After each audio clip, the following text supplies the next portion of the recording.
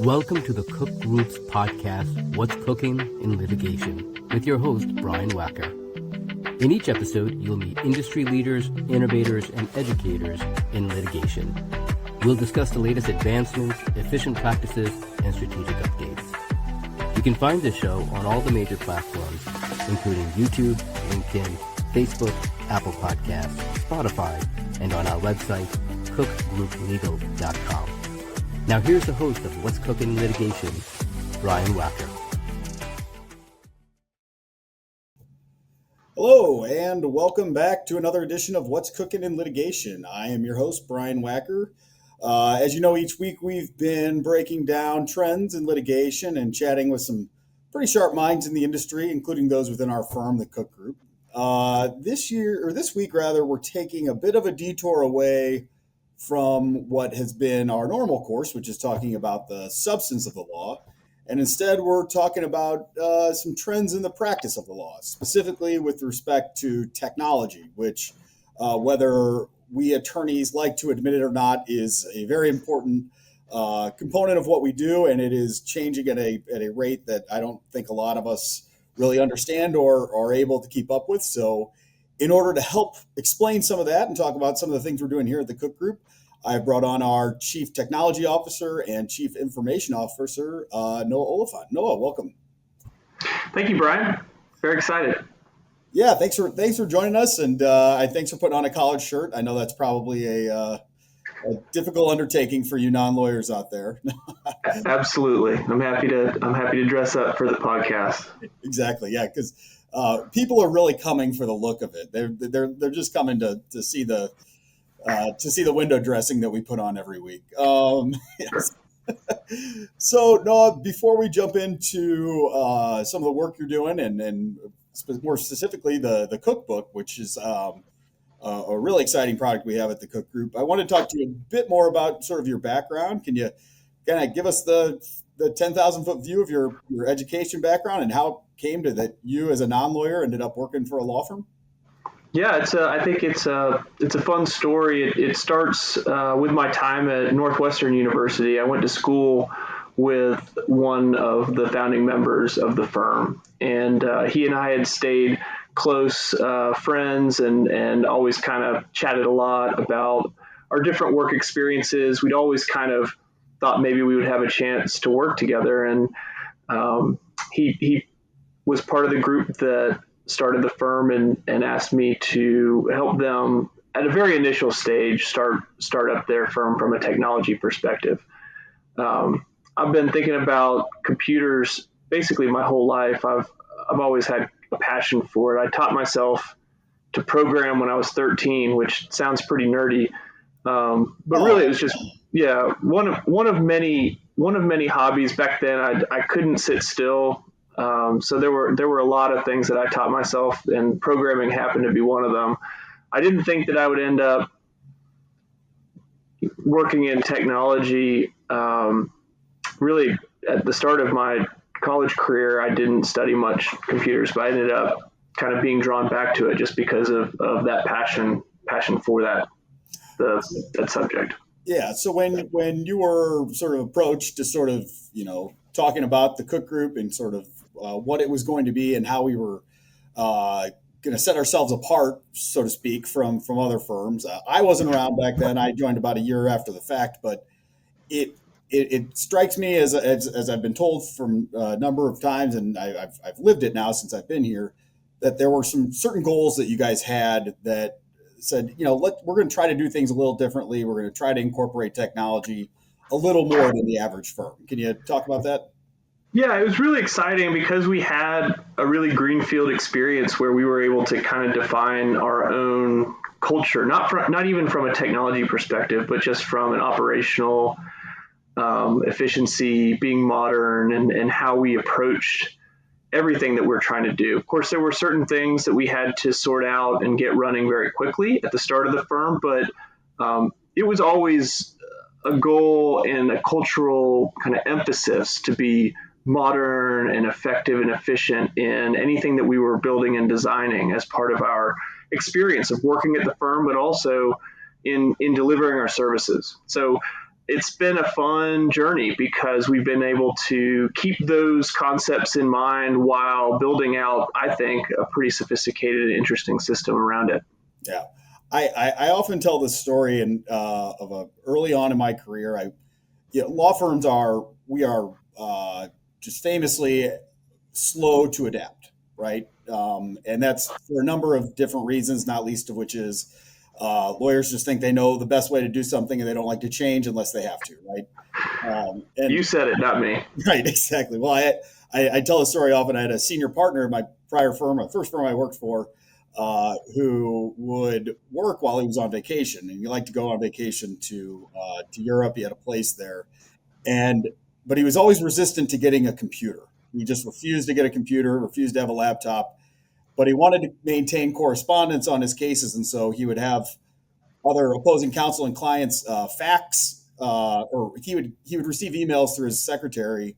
His secretary would print it off, fax it to him at his apartment in Paris. He would write a response back, fax it back to the secretary to then type up the response. Now, that's an exaggerated but true anecdote of inefficiencies that exist at law firms. But I know from experience here, you guys were really able to identify some sort of macro inefficiencies to sort of take out a lot of that bloat. Can you talk a bit to that?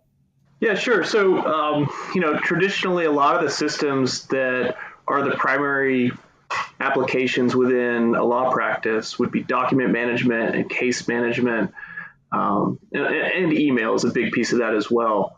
The world has changed significantly in the past, 10 years, even less than that, maybe, where some of those older systems were designed in a way that is no longer the way any new system would be designed. And because these older firms or other firms that had implemented those document management systems and case management systems years and years ago, makes it very difficult for them to change how they operate and what systems they're using.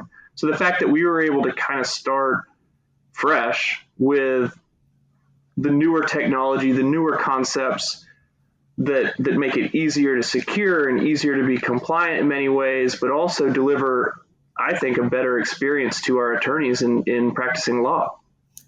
Yeah, you talk about, and we'll do our best to avoid naming the names of those sort of popular, more mainstream software and DMS systems. But I know that there were a lot of attorneys who would be watching and listening to this, and they'd be able to sympathize with what you're saying, because there's often this notion that, well, as a firm, we invested so much time and so much effort and money and resources into getting onto this new system, where, like you say, there's not really that level to adapt or to kind of change with what the market or clients sort of require. And it makes the practice sort of clunky. And so was that sort of one of the things that you guys were looking at to say, look, we need to be able to have something in place, but it has to be subject to consistent revisions, to constantly be trying to make it better, as opposed to simply getting something in and then sort of letting it sort of breathe and live on its own? Yeah, I think that we had a unique opportunity because of my prior experience, not only with serving as CTO and information officer for other companies, but also in the fact that I've designed a lot of custom software. And so we've been able to solve a lot of problems that other firms might have tried to solve with off-the-shelf software, using and being agile, being very quick to adapt to changing requirements or integrations that were needed. And so having that capability in-house has really made it to where we've been able to just build something quickly, but also that keeps everything contained in one system in a way that I think simplifies the work. Yeah. And for our needs specifically, a majority of our firm's work obviously is in the mass tort and toxic tort world.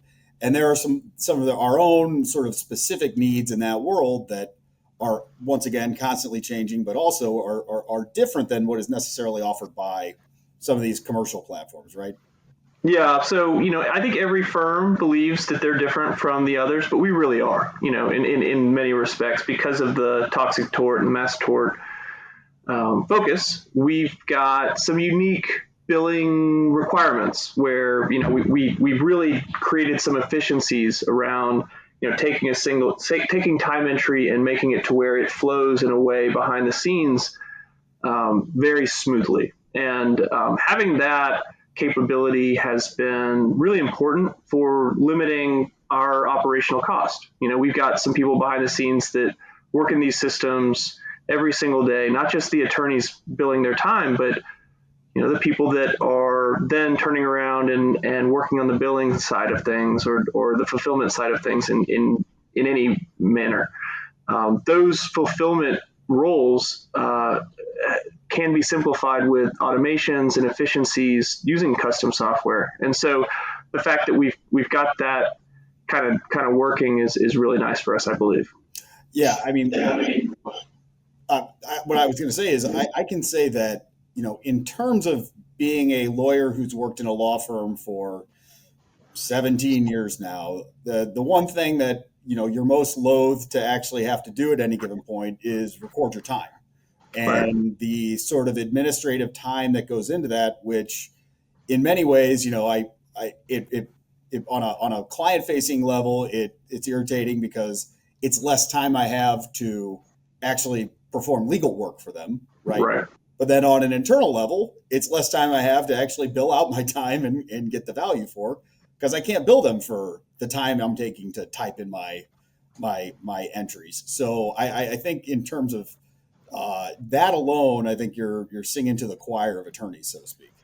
Yeah, our goal is to build software that is extremely usable. We would prefer not to train, although we do perform trainings and everyone has questions about the functionality and how things are working. But the goal is to make it intuitive to the point where it should be easy and fast to use for you as our user to perform the task that keeps you focused on performing, the important tasks as opposed to the administrative tasks. Right, right. And so we talk about sort of, billing time is one sort of administrative task, but a lot of non-lawyers and non-law firm employees wouldn't realize that there is a massive amount of administration that goes in from the moment a matter is sort of in the intake portion of things to when things are resolved and ultimately settled. So can you talk about sort of that sort of larger scale integration, and maybe that can kind of dovetail us into actually talking about, the cookbook itself?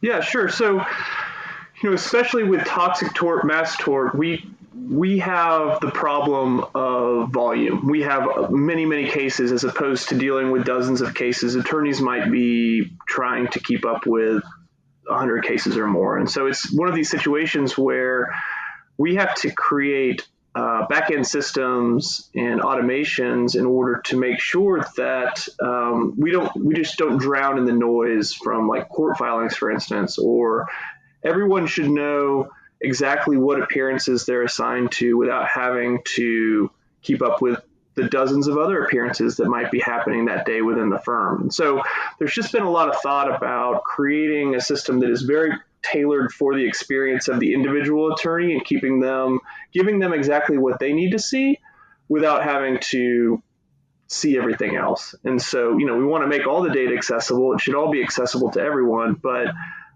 those views for the single attorney have had a lot of design consideration. And so, as something comes in, we have a matter intake workflow that allows any attorney to get something billable into our system. Once it's there, there are many different workflows that are used in order to navigate that through a deposition or conferences or hearings, to be able to process all of the court notices that come in for it.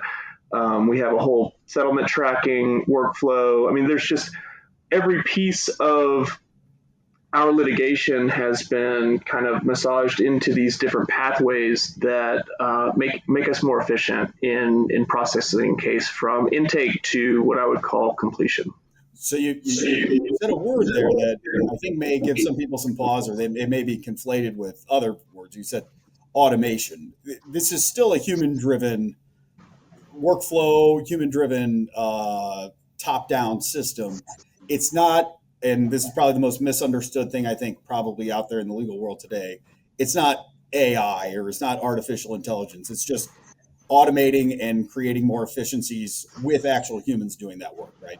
That's right. The humans are doing the work. The intelligence, I wouldn't call it artificial. I would call it, algorithmic. There are some very thoughtful queuing systems that get the right tasks in front of the right people in order to move a workflow through from start to completion. And none of that is done by the machine itself. It is a human-driven workflow, but it's the efficiencies are where we're able to make sure that the people that need to do something know about it in a very quick and easy to access way.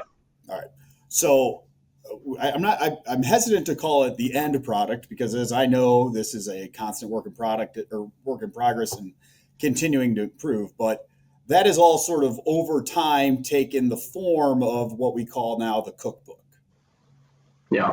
All right. So it's affectionately called the cookbook. I think it's probably call it the cookbook. Who's going to take credit for that? I think it was actually Carrie Ann. I can't remember at this time. It actually may have been Lorene Rome, who happens to be like a very important piece of our operational group at the head of paralegals. But none of this gets built, by the way, without you guys. Like I cannot cook up this stuff. There's no way for us to design software without people in the systems using it. And that's probably been the most gratifying part of this journey. This 5-year plus time that we've been working together has been one of the most, I think, it's been one of the best engagements in my career. And part of that has to do with the collaboration, the deep collaboration that has occurred with me and my team, but also, with you guys in using it. Yeah, I mean, the one thing that has struck me throughout is not only you and your team's inquisitiveness as to what we need and asking for input on it, but how quickly it can be adapted. And so my presumption is that just it started with a lot of thought and a lot of sort of thoughtful creation of a baseline system that you're able to continue to build on, as opposed to having to recreate wheels over time. Is that right? Yeah, it's very much an iterative process. So we are constantly looking for feedback from our attorneys and our paralegals and our admins to say, hey, if I could just have this one piece of information on this screen, it would save me an hour a day. That's music to our ears, because those are changes that we can then implement and typically roll out within a matter of weeks. So the agility of that has been a really fun thing to watch, but also be a part of.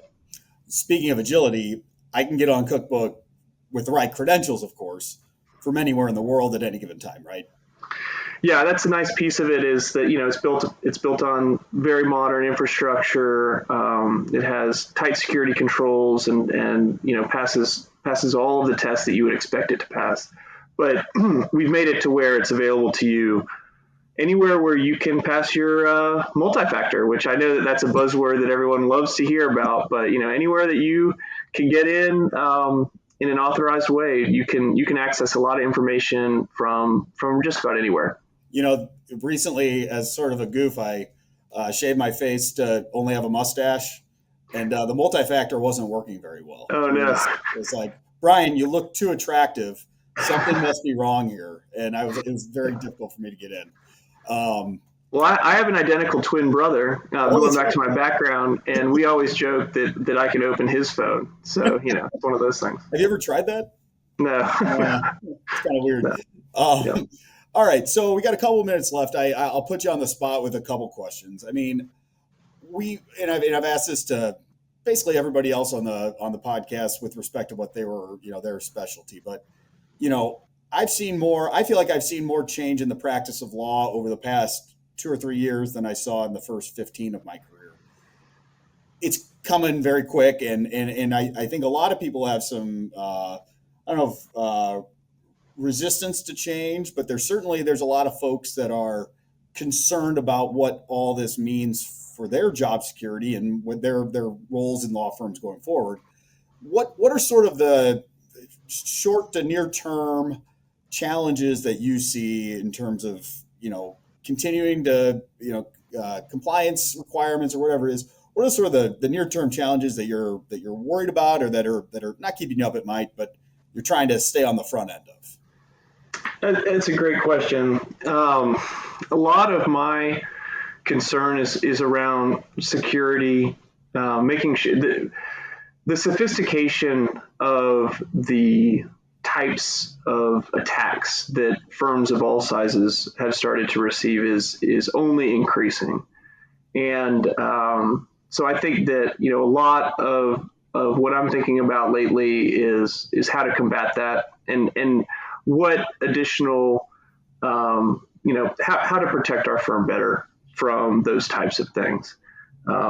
Obviously, I've been designing software for a really long time, and so there is a security component to that as well. The security around applications that we're building has not really changed significantly in the past 10 years. I would say with the advent of the cloud and how that works, instead of deploying something into a closet in the office, you've got a much larger data center, and you're outsourcing a lot of the security and compliance to the Googles and the Amazons and the Microsofts of the world. That's improved the security posture in many ways, because it's taken a lot of the choices that might have been made by the local admin, and you're outsourcing it. You're paying someone else to do a lot more for you, which I think has helped tremendously with security. And so the big problem for me, I think, is just thinking about how the world is changing from those attacks, and also, trying to figure out how to improve our system. I constantly think about how to make it better. I'm trying to, keep my ear down to the ground and hear all of the requirements that people are pitching at me, or like the feedback that we get, and just trying to improve it. So it's very much there's two things that spring to mind quickly from that question. It would be like security, and then just like continual improvement for what we're doing. Yeah, I mean, you mentioned the increase of these sort of cyber attacks. I think the one thing that has struck me about at least what I read and the legal periodicals and so forth is not it's not the increase in the number so much as they're starting to target the smaller and mid-sized firms that you typically had heard about it, going after the multinational firms of the 1,000 attorney firms. I don't think anybody can sort of rest on their laurels at this point, thinking, "Oh, well, I'm too small of a fish for this to affect." It seems like everybody needs to be very aware of that, and I know that that's a big part of what you guys do. Yeah, and then we know that we're going to receive those attacks. We know that we have to fend them off. We also know that we have to design our infrastructure to limit, if something were to happen, if there were a compromise, heaven forbid, to be able to really contain it in a very small portion of our systems. So a lot of thought goes into that. Of course, have to make sure that you have all of the security measures in place, and that's verifiable, disaster recovery, all of the kind of boring things that nobody wants to hear about. There's a lot of blocking and tackling that goes on behind the scenes for IT work. And so we've got to make sure that we've got all that buttoned up, and we think about that a lot. I love a good sports metaphor. Yes, that's great. No, I feel like this could be volume 1 in like a 5-part series, and we're probably just scratching the surface on a lot of this, but I do have this red little timer in the top corner that tells me that we are about at our time. So I just wanted to take the opportunity again to thank you for joining us. Thanks for giving us some insight into what you do, into the cookbook. I'm sure that, we will get you back on at some point, whether it's diving deeper into this, or maybe we can find some more some additional sort of recent developments that we could help get your input on. But this is incredibly important stuff. And it's, in a lot of ways, it's the stuff that attorneys don't like to talk about because of their unfamiliarity with it. But I think the that sort of generational posture towards technology has to be changing. And I think what we're doing here is a very good step to address that. So thanks for joining us today. Thank you. Thanks for the opportunity to talk tech a little bit. And, I've really followed some big footsteps to follow from your other podcasts. I've really enjoyed your hosting and the conversations that you've had prior to this. So it's been fun to watch. I know I'm a very intimidating interviewer, so you did a great job and you held up without crying. So I'm very Great. All right. Thank you. So with that said, that is our most recent episode of the What's Cooking in Litigation with the Cook Group. Again, I'm Brian Wacker, your host. If you are enjoying the content, please continue to subscribe, to hit the like button, to share with your professional colleagues and friends, and we will be back in a couple weeks with another episode. Thanks for joining us. You've been tuning in to the Cook Group's podcast, What's Cookin' in Litigation, with your host, Brian Wacker. You can find this show on all the major platforms, including YouTube, LinkedIn, Facebook, Apple Podcasts, Spotify, and on our website, cookgrouplegal.com. Thank you for sharing this show with others.